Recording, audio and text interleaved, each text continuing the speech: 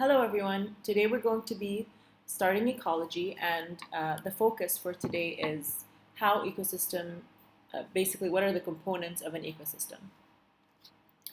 Before we get started on today's topic, though, I want to put this picture up here of our planet, just as a reminder that we are all connected. So we all live in a global ecosystem, and we are all sharing one planet, one home, with all the other organisms that exist on Earth. And even though a lot of the times we feel disconnected from this as humans because we consider ourselves more advanced, um, whatever we do as a species ultimately will affect all other species on Earth that we are sharing this ecosystem with. So, this is what we mean here by we are living in a global ecosystem above all.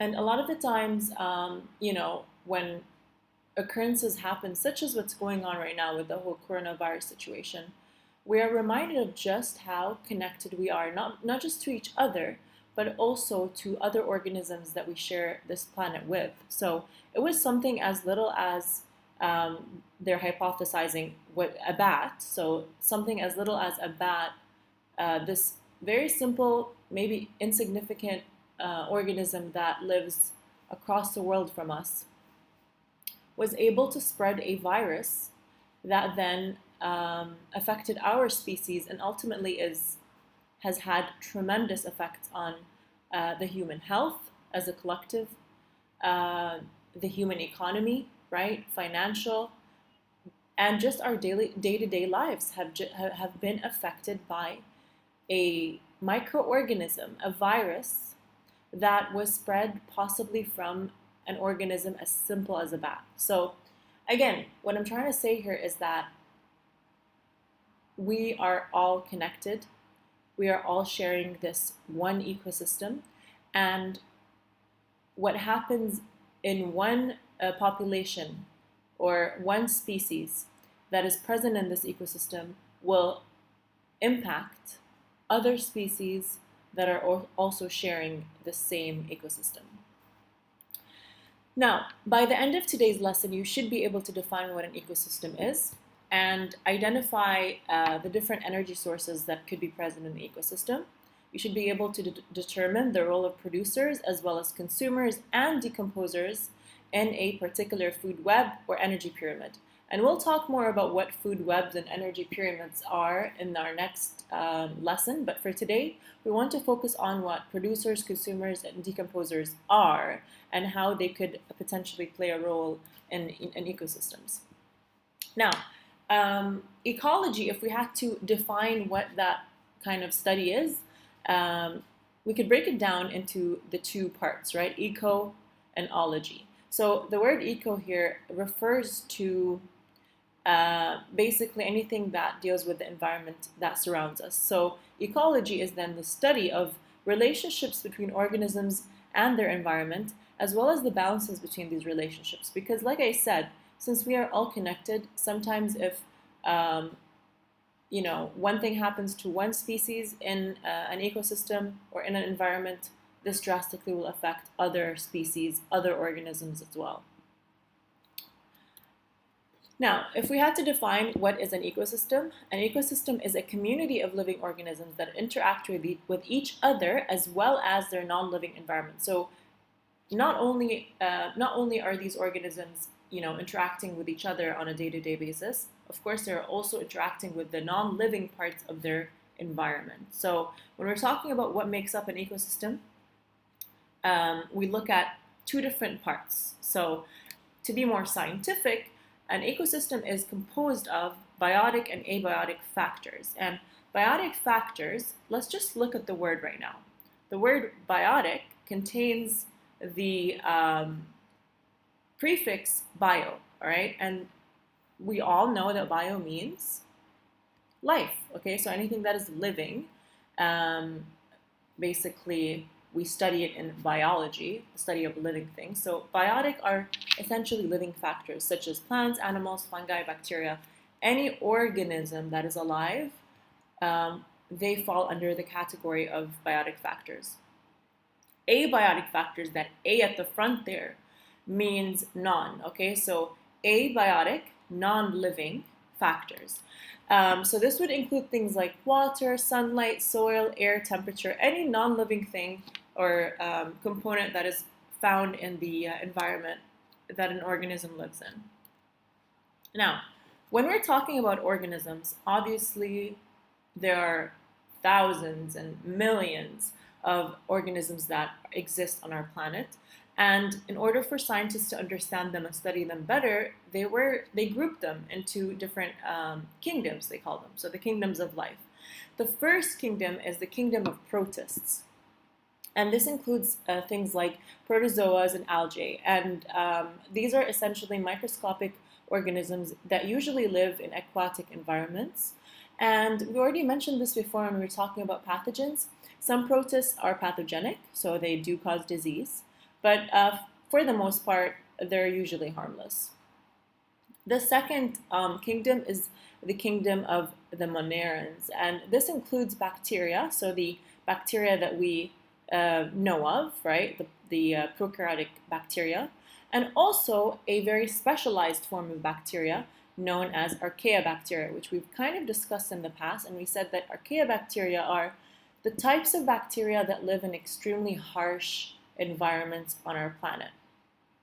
So one classic example is specific types of archaeobacteria that live in this, as you can see, hot springs, right? So these hot springs, this is a specific hot spring that is found in Yellowstone, I believe in Wyoming in the United States. And these hot springs are extremely hot, right? The temperatures are extremely unbearable, like you couldn't go down and swim in them. And you would expect that no form of life would exist in something as hot as a hot spring. However, the archaeobacteria have evolved the ability to sustain high amounts of heat, high amounts of salt, just like any form of harsh environment that you can think of. They have evolved mechanisms to be able to survive in them. Another cool fact is that these are the fact that, or if you can see here, the hot springs have beautiful kind of gradient of colors, and this is actually caused by the presence of these archaeobacteria. The next kingdom is the kingdom of fungi, or fungi, depending on how you want to pronounce it. And again, we kind of talked about the fact that some types of fungi are parasitic, right? Or not parasitic, pathogenic, meaning they can cause disease. But a lot of them are actually, edible, such as mushrooms, or very useful for us as humans, such as yeast, when we use them to make things like bread and other forms of our diet. Okay, next we have the kingdom of plants, and we already talked about the fact that plants are categorized into angiosperms, gymnosperms, mosses, and ferns. And finally, we have the kingdom of animals, which, we can see several examples of organisms that fall under this category or kingdom right here. Okay, now, where does all this energy that sustains these organisms come from? So definitely there has to be some form of energy that is keeping all of these organisms alive, right? And if we had to really narrow it down to its simplest form, all the energy on Earth, all the energy that is found in, all living things on this planet starts from the sun. Without the sun, life would not be able to exist on Earth, right? So basically, we have the sun, and we have specific types of organisms which we know of, called producers, such as plants. These organisms then use the process of photosynthesis in order to capture the sunlight and convert it into sugar. And we already talked about photosynthesis and all of its details. So this sugar that is made by the producers is then consumed by other organisms, which allows basically life to exist on our planet. Now let's focus on producers. Producers are also known as autotrophs, and these are basically organisms that have the ability to make their own food. They can do that in their cells. So usually this food is in the form of glucose. And there's two ways that organisms can do that. Most likely they will use, or the majority of producers will use photosynthesis. So things like aquatic plants, cyanobacteria, and just the general types of plants that you see day to day. These are going to be these are going to be using photosynthesis to produce their energy. Keep in mind that it's not just plants that are producers, right? So something like cyanobacteria, a type of bacteria, is still considered a producer, even though it's a bacteria, because it does basically utilize the sun's energy to make its own food. It does undergo photosynthesis. Some of you might be wondering, well, what about a plant such as the Venus flytrap, right? The Venus flytrap, we already know, is a carnivorous plant. Let's take a look at how the Venus flytrap actually captures its food.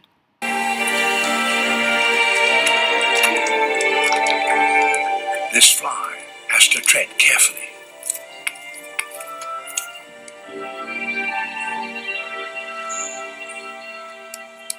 If it strikes one hair, it can carry on feeding, but a timer has been set.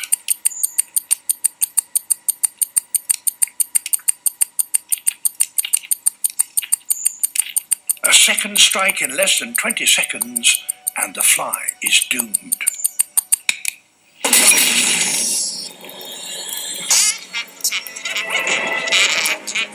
So that was pretty cool, right? These types of plants, the Venus flytrap in particular, is a carnivorous plant, and we kind of talked about the Venus flytrap before.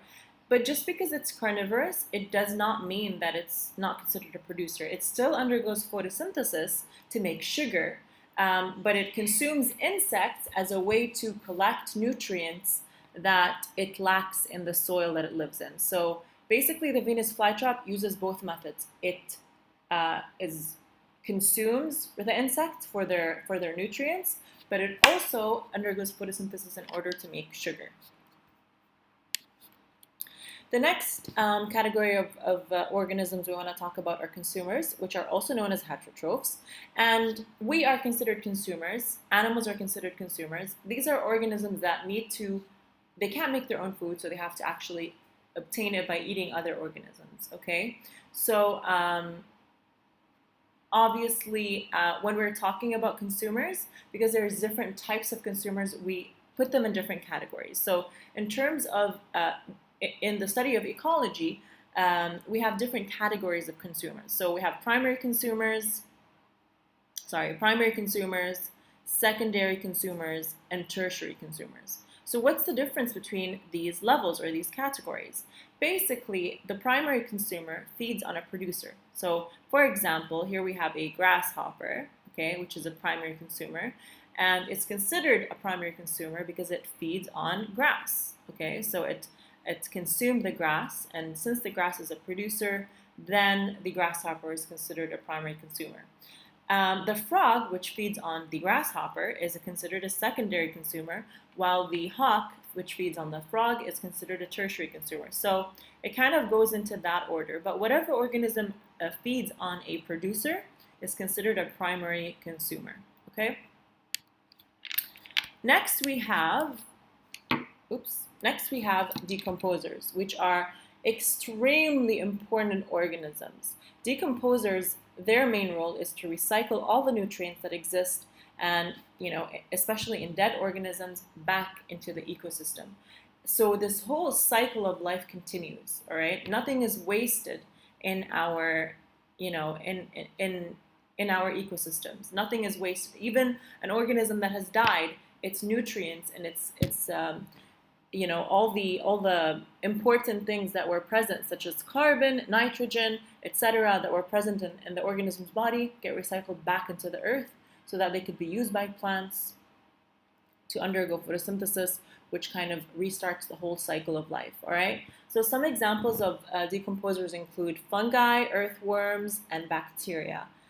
Now, to highlight just how important decomposers are in our ecosystem, let's look at a specific example. I don't know if you guys are familiar with the Chernobyl disaster that happened in Russia in 1986, but basically what happened was a nuclear power plant exploded, which leaked radioactive material all into the atmosphere and into the ecosystem surrounding the power plant. Many countless organisms were killed. Some of them were mutated. Those who survived were mutated, and many were killed.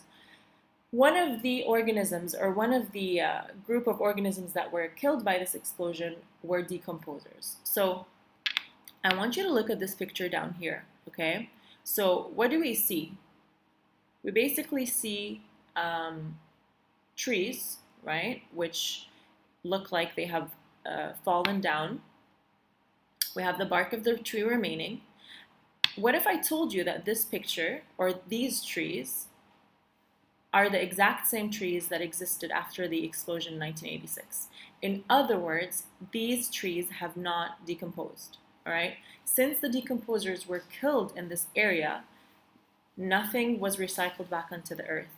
These trees remained exactly the way that they looked like in 1986. So this kind of just shows us how important decomposers are. Imagine our planet without them, okay? Any organism that dies, plant or animal, would just remain there. They would not go. They would not disappear back into the soil. And, that would cause lots of terrible things, such as diseases and just overpopulation of these, dead organisms that aren't unnecessary to be there anymore. So it really gets you thinking of how important decomposers are. Let's take another look at a video showing more details about the whole Chernobyl explosion and just how much something like, a human impact affected an entire ecosystem surrounding it. Deeper in the red forest, Rob is searching for bugs. In this super hot zone, most insect populations were decimated. Some species that survived show deformities and mutations. Since bugs don't live very long, they're already many generations out from the initial exposure, and that's why they're already showing these genetic changes and mutations. Look at that. Spiders are in here, that's for sure. The spiders may look normal, but they're not. Just take a close look at their webs. Compared to healthy spiders, the radioactive ones of Chernobyl seem to be weaving erratic webs. Distorted.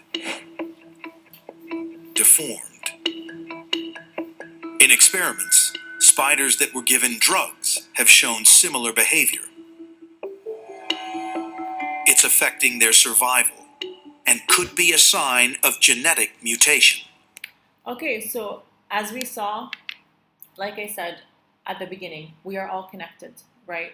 Our impact as a species, as humans, really does affect all other organisms around us. And again, this is a perfect example to leave you with today, with the Chernobyl disaster, the power plant explosion that happened in 1986. On that note, that's it for today's lesson. We're going to be continuing with the next topic next class. Make sure you complete the assignment that follows this video, please, and see you next time.